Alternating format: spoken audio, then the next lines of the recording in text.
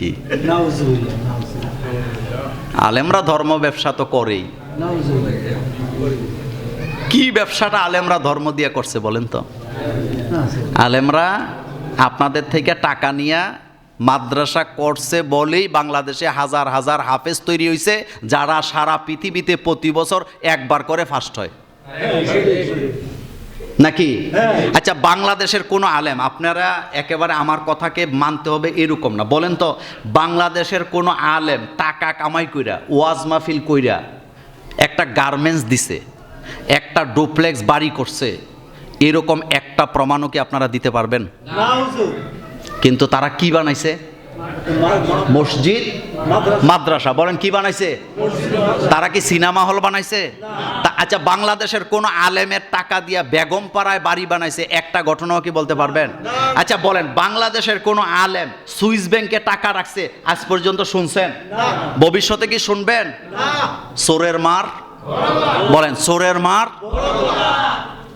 এই যে জামিয়া দারুল হুদা কমপ্লেক্সের কাজ চলে, এই যা দেখছেন তারা সাক্ষী আছে, 1 টাকাও এ পর্যন্ত আমি কারো কাছ থেকে নেই নাই, সবগুলো আমি মোল্লা নাজিমের পকেটের টাকা। জিজ্ঞেস করেন, আমার পকেটের টাকা। আপনাদের কাছে কোনোদিন চাপ দিছি? আমি বলছি আপনারা দিলে নেব, না দিলে আমার কোনো কি নাই। আমি মোল্লা নাজিমের পকেটের টাকা, রাত্রে ওয়াজ করি, সকালে আইনা মিস্ত্রির বিল দিতেছি, সিমেন্ট কিনার টাকা দিতেছি, রড কিনার টাকা দিতেছি। আলহামদুলিল্লাহ। আমরা ধর্ম ব্যবসায়ী।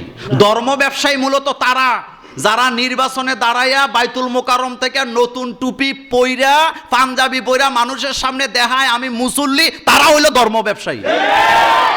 আমরা হইলাম ধর্মীয় আলোচক, আমরা হইলাম ধর্মীয় নেতা, আমাদের কাজ হইল ধর্ম প্রচার করা।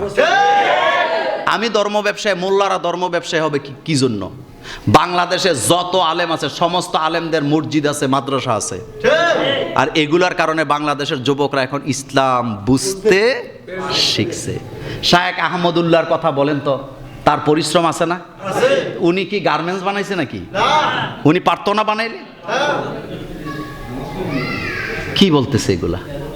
আল্লাহ যেন এই জাতিকে হেফাজত করে, আমরা বলি আমিন। যাক, বলে যে ও তো বলছি আমরা তো ধর্ম ব্যবসায়ী, কারণ এই বাংলাদেশে নয় গোটা বিশ্ব জুড়ে সবচেয়ে দুর্বল মানুষ কারা বলেন তো? কথা কয় না। আরে সবচেয়ে দুর্বল কারা? আলেমরা। তো যা ইচ্ছে তাদেরকেই তো বলা যাবে, অন্যদেরকে বলা যাবে না।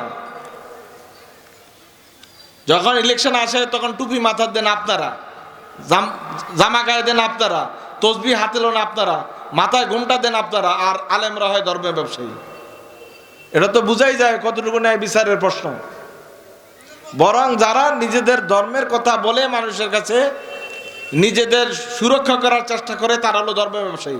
আলেমরা ধর্ম ব্যবসায়ী না, আলেমরা হলো ধর্ম পালনের জন্য কথা বলে, দিন পালনের কথা বলে, ইমানের পালনের কথা বলে, আখিরাতমুখিতার কথা বলে।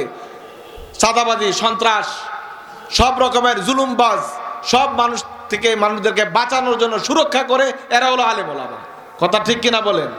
আলেমরা কি কোনো দলের কথা বলে? আলেমরা কোনো দলের কথা বলে না।